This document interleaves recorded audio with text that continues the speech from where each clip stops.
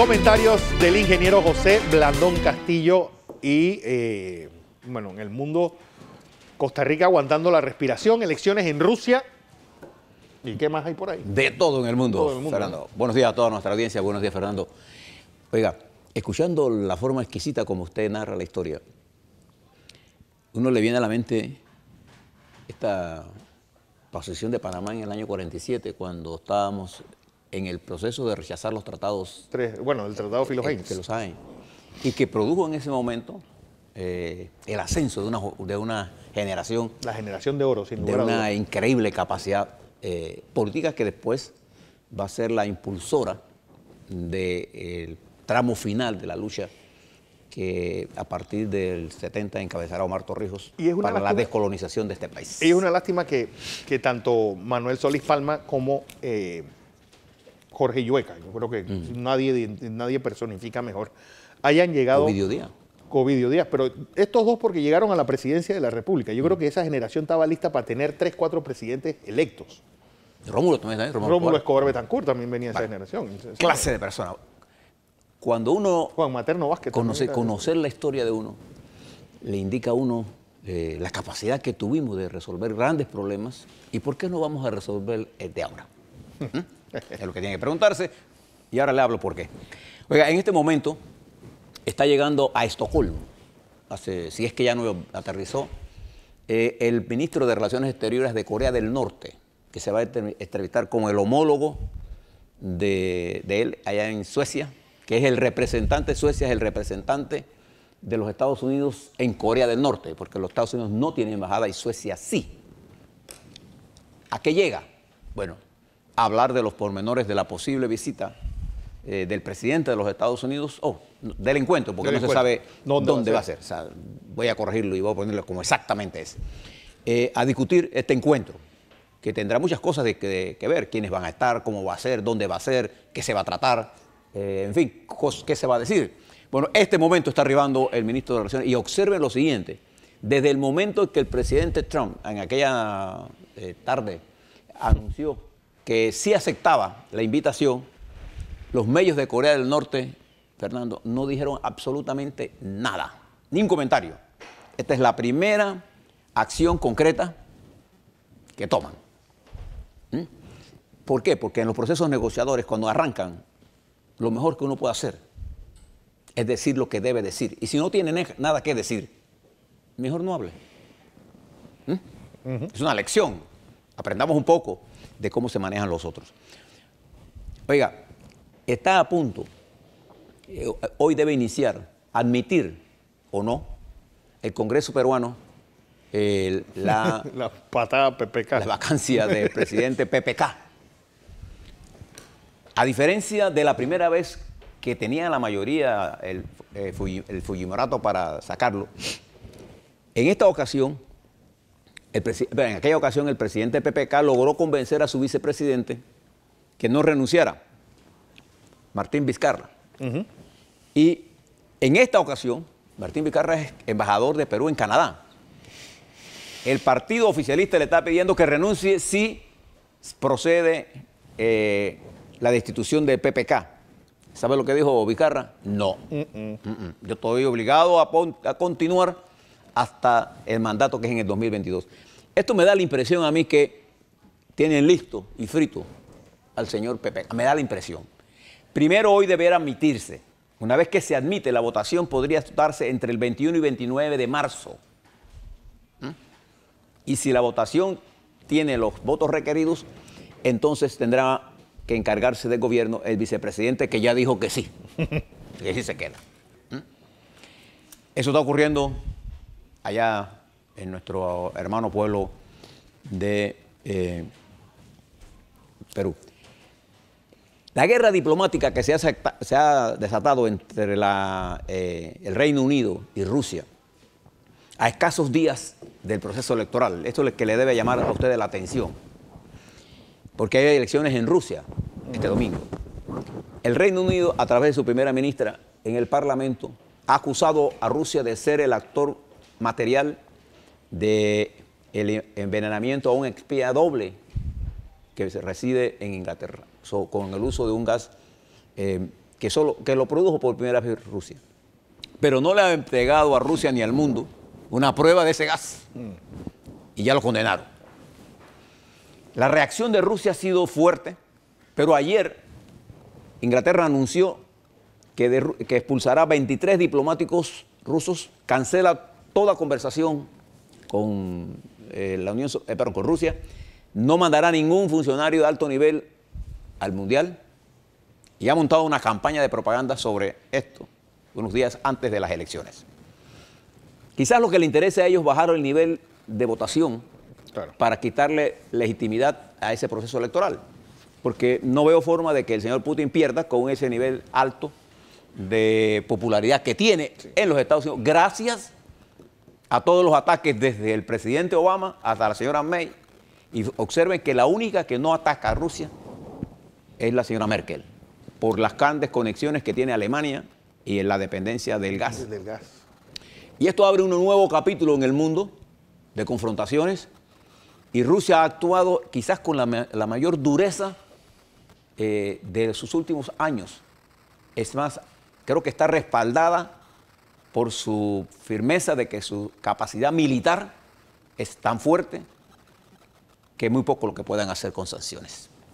Entonces, aquí tenemos el desarrollo de otro conflicto de nivel global que tiene influencia por el grado de relación que Rusia tiene con la República Popular China y por el desarrollo de dos potencias importantes y del BRICS. Y quiero que tengan eso en la mente porque le voy a hablar de Mossack Fonseca y su cierre hoy, porque está vinculada a una investigación que se llama Los Papeles de Panamá, que estaba dirigida fundamentalmente a pegarle a Rusia, a China, a todos los países del BRIC, que fueron los que realmente fueron, los papeles de Panamá se concentraron Brasil, Rusia y en Brasil, Rusia, China, y particularmente en Xi Jinping y en Vladimir Putin y en Brasil, y una parte de Sudáfrica, que terminó el gobierno de Sudáfrica sacando al presidente. Se fíjese todo lo que pasó, una conspiración montada internacionalmente. Ahora le cuento un poquito para que ustedes tengan idea de lo que pasa en el mundo y nosotros aquí mirando una comisión de credenciales.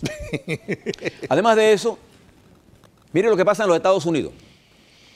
El presidente de los Estados Unidos, en medio de su problema que tiene con esta artista porno, que ayer la CNN divulgó documentos que comprueban que un abogado de alto nivel de la organización Trump participó como garante o redactor del acuerdo de silencio que obligaron a esta artista del porno, Stormy, ¿no? ¿Cómo que se llama ella? Stormy Daniels, una voluptuosa mujer. Tormentosa Daniels.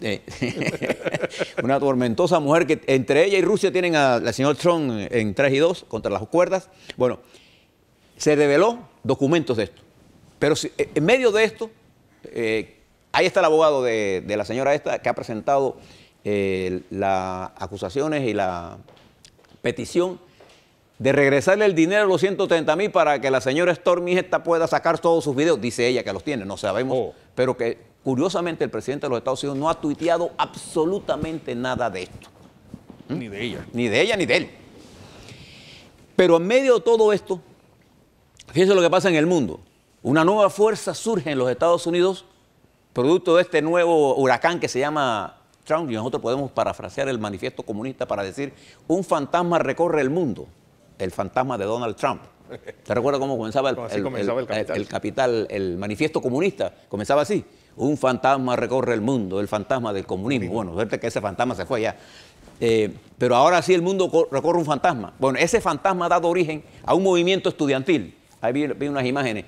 En los Estados Unidos ayer, decenas de miles de muchachos se salieron de la escuela, ahí están, para repudiar la venta de armas y repudiar al presidente Trump por sus políticas antimigratorias.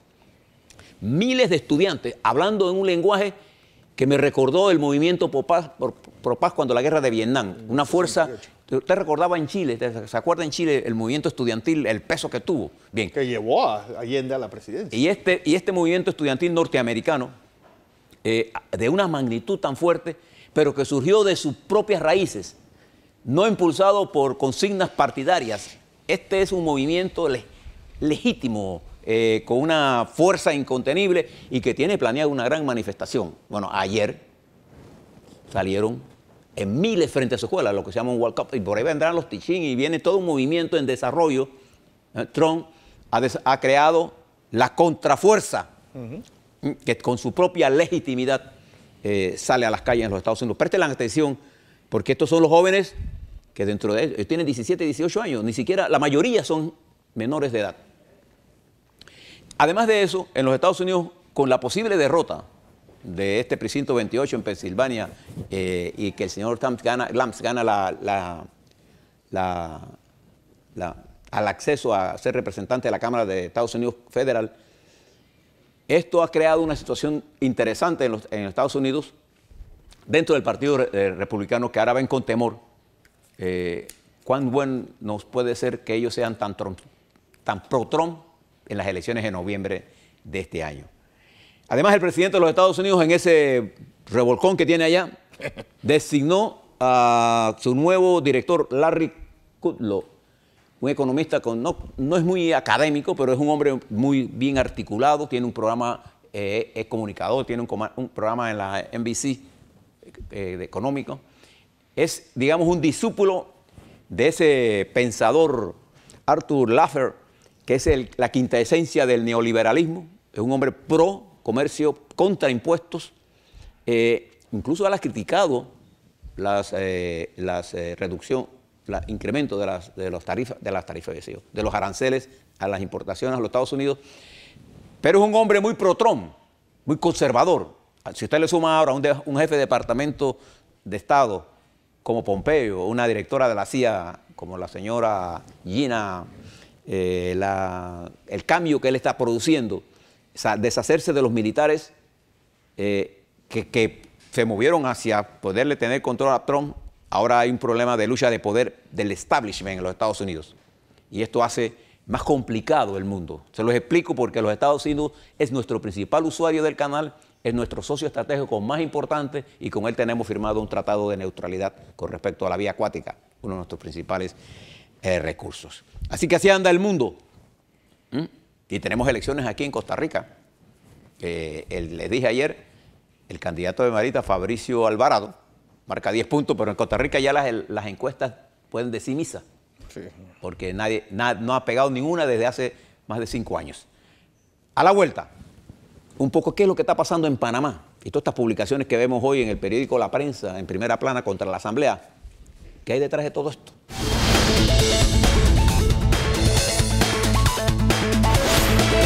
Comentarios nacionales del ingeniero José Blandón Castillo. Y sin lugar a dudas, pues humo blanco en Colón y esta decisión de cierre de Mossack y Fonseca. Fernando, buenos días. Bueno, buenos días. En el plano nacional lo primero que quisiera hacer es saludar con satisfacción la iniciativa de diálogo en Colón. Quiero felicitar a la dirigencia del Movimiento Popular en Colón, que con mucha capacidad y mucha defensa de los intereses de Colón, acepta el diálogo. Y también quiero felicitar al gobierno porque el diálogo es la vía para la solución de estos problemas. De manera que creo que es un hecho positivo. Las fuerzas de Colón entendieron que si había un puente de diálogo había que tomarlo y lo tomaron con la misma firmeza con que salieron a las calles. Entonces, nosotros vamos a estar pendientes porque es importante que se aborde integralmente la problemática de Colón. Hay muchas inversiones hechas, pero más que inversiones en este momento se trata de incorporar a la fuerza del pueblo a las decisiones que son trascendentes para ellos. No hay nada más trascendente para una persona que el derecho a la propiedad de sus viviendas. Creo que es importante y señalo y reitero que es un paso positivo. Y eso aísla a las fuerzas que intentaron desvirtuar el movimiento, sobre todo aquellos sectores del AMPA, que trataron de pescar en río revuelto. Quien quiera que lo haya impulsado, los aísla. Sí. El diálogo, beneficia al gobierno y beneficia al país. Por eso mi llamado permanente al diálogo real, no al diálogo prehecho con actores que no forman parte del conflicto. Los diálogos se hacen con los actores del conflicto. Fíjense, por ejemplo, ahí vi un tuit de la periodista Sabrina Bacal, de TV2, en donde decía que el problema de Colón era por el problema del consorcio de Brecht-Cusa, que había hecho las cosas mal. Bueno, yo creo que la periodista debiera ir a Colón. Se centra el problema en Colón es sobre el trabajo que ha hecho Cusa. Porque es un consorcio, sí, pero que tiene una responsabilidad. Es en el centro donde está el problema ahora mismo. Si no, pregúntele a la gente de Colón. Sí. Es Cusa la que tiene ahora mismo un problema. Y creo que eso se debe resolver. Que al final, si se resuelve, tendremos un Colón mucho mejor. Porque me informa Carlos Araúz que el pliego de peticiones tiene 15 páginas y no solamente hablan de las afectaciones de la renovación urbana, sino de promesas incumplidas, aguas, carreteras, escuelas, tanto en Costa Arriba como en Costa Abajo. Ojo, que sí. No es solamente la ciudad, sino es toda la provincia. Bueno, es que Colón, los problemas de la ciudad de Colón son unos, y los problemas del Colón rural, que yo llamo. Yo conozco Colón bien, yo tengo más de 40 y pico años de estar por esa área. Mire, ese es un área, ese Colón tiene el lago Gatún y el lago Madden o Alajuela, las dos grandes masas de agua más importantes que mueven el canal, y la mayoría de las áreas de la carretera no tienen agua potable. Es una contradicción que no es para de este gobierno solamente, es una contradicción que hemos arrastrado a lo largo de este país. No solamente eso, si tú tienes una inversión de 7.000 millones de dólares en un lugar que no tiene carretera que una a la Colón con ese sitio. Y creo que los dirigentes lo saben, hay que ir a las cosas inmediatas y tener un plan que permita actuar sobre las cosas que tienen mediano y largo plazo. Reitero, me parece una buena iniciativa. Dos, quisiera hablarle sobre el cierre de Mossack Fonseca.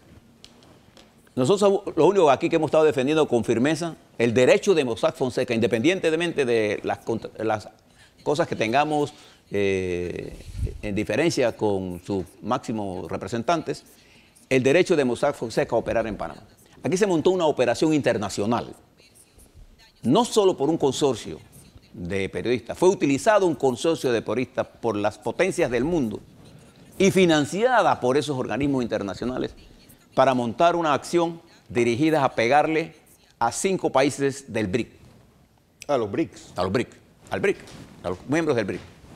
Y se utilizó la firma de Mossack Fonseca como parte de eso. Hay un documental extenso sobre esto, con detalles, con todas las pormenores de cómo se realizó esto.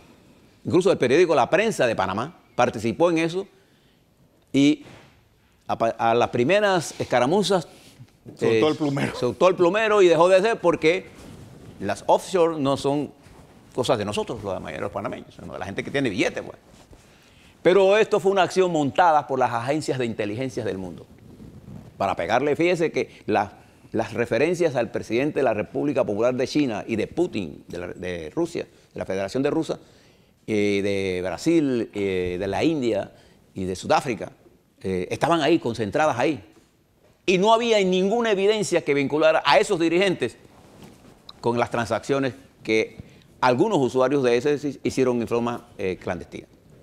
Bueno, mira que después salieron los llamados papeles del paraíso y no pasó nada. Es decir, y a pesar de que todos tenían algo en común, eran antiguos territorios británicos. Pero que selectivamente solo se sacó una parte para este objetivo. Nada más para que lo tengan en consideración. Y del hecho ahora que tenemos una firma nuestra, panameña, que pierde 600 trabajadores y sale del mercado. Esas no son cosas buenas. Pero además de eso, ahora mismo tenemos nosotros en Panamá un problema político. Y por eso yo saludo mucho el diálogo que se inició en Colón. Porque ese es el diálogo que nosotros necesitamos en Panamá para abordar qué cosa. Nosotros tenemos ahora mismo una crisis política en desarrollo. Y hay mucha gente que los actores de esa crisis han tomado como método para abordar la crisis descalificarse ambos, o todos entre ellos. Hay una descalificación, tú eres más, tú eres menos. Entonces esto está creando una especie de ansiedad en el sistema empresarial, en los bancos, en las constructoras, y está afectando el empleo. Entonces tenemos que sentarnos a mirar esto con mucha objetividad. Tenemos un problema en Minera Panamá, que los trabajadores están reclamando cosas que deben resolverse. No solamente la empresa hay que protegerla, hay que proteger a los trabajadores, porque esas son industrias que requieren de mucha supervisión para que las cosas se hagan bien. Ese es un proyecto de más de 5.000 millones y hay que verlo. Pero tenemos ahí un problema potencial, que hoy la empresa privada se va a referir a él. Tenemos el problema de la negociación Suntra-Capac, en la que Suntra aspira a un incremento de salario y Capac tiene una realidad financiera. Tenemos que ver cómo se logra un acuerdo sin que se afecte el empleo. Es un problema central que tenemos que resolver, porque la industria de la construcción es la que más empleo genera, junto con el turismo. Porque las otras industrias, las industrias de servicio, están copadas en su empleo, no son generadoras de empleo. Que no generan valor agregado. Sí, genera crecimiento, pero no genera empleo. Tenemos también unas elecciones próximas que dentro de un mes y medio estarán siendo anunciadas el 5 de mayo. Y requerimos de una legislación, de un paquete legislativo para estabilizar en esta confrontación global la economía de servicios y la plataforma de servicios, y necesitamos modernizar la plataforma de servicios panameña para abrirla a nuevos espacios y que pueda generar empleo precisamente para esa juventud que se está preparando con altos niveles de maestría, doctorado, que hoy no encuentra empleo, pero que si abrimos nuevas fuentes de trabajo en el mercado de la plataforma de servicios nuestros, tendríamos empleo para esos hombres, esos muchachos y muchachas nuestras con altos niveles de preparación académica. Esas son las cosas centrales que tenemos que mirar. Tenemos que ver todo el problema del agro. Y entonces nos estamos entreteniendo en teorías de conspiración inventadas por mentes policíacas. Y les quiero decir algo a toda nuestra audiencia. Para que una transformación política se dé por la vía de la violencia en un país, se requiere una situación prerevolucionaria. ¿Y qué es esa situación prerevolucionaria? Es la coincidencia simultánea de condiciones objetivas con las condiciones subjetivas para que una acción se produzca. ¿Qué son las condiciones objetivas? Tiene que haber una realidad en la que se produzca una fuerza alternativa al poder existente. Debe haber entonces cosas materiales que indiquen que esa fuerza emergente tiene argumentos para subvertir el orden. Y tiene en el plano subjetivo que haber una toma de conciencia de esa realidad, tanto de la dirigencia como del pueblo o las fuerzas que tienen la capacidad de dar ese cambio brusco en la vida de un país. Bueno, esa situación no existe en Panamá. No hay una situación prerevolucionaria. No hay un poder alternativo para derrocar al presidente Varela. Lo que hay es una lucha económica entre sectores importantes tratando de controlar la vida política del país. Eso es otra cosa. Eso es otra historia. Es una historia de intereses que es la que ha caracterizado el país desde la época, voy a usar solo una época, no porque no quiera hablar de la otra, cuando ustedes deseen podemos hablar de la otra. El periodo post-invasión hasta ahora ha sido caracterizada por una repartición del poder entre las fuerzas de la nueva burguesía nacional y el capital financiero, desplazando del poder a la dirigencia política del país. Y a la antigua dirigencia económica agrícola. Y entonces, ¿qué queda en este momento que hacer? Lo único que queda para nosotros hacer es que, mire lo que hace el periódico La Prensa hoy. Vuelvo a insistir en eso. Con una medida prehecha, le quiere pegar a los diputados en la Asamblea de Cambio Democrático y el PRD, y con fotos de algo que no está aprobado. Lo único que sí está aprobado es que constitucionalmente el Contralor no puede investigar a los diputados. Para que haya una investigación sobre un diputado tiene que haber una autorización, una aceptación por parte de la Corte Suprema de Justicia de un caso. Y es el fiscal de la causa, el magistrado fiscal, el que puede pedir abrir el proceso de investigación. No es el Contralor. El Contralor no tiene capacidad constitucional para hacer lo que hizo. Es una realidad. ¿Qué tienen que hacer los diputados? Hombre, presentar un amparo a garantías para decirle al contador, estás equivocado. Y no hay ninguna otra cosa que la Corte tiene que decir, que aceptar que el contador se equivocó. Pero en esa campaña, entonces vienen los grupos de gobierno, comienzan a atacar. Hay fuentes entre gobiernos que están pidiendo el diálogo. El diálogo es el camino, señor presidente.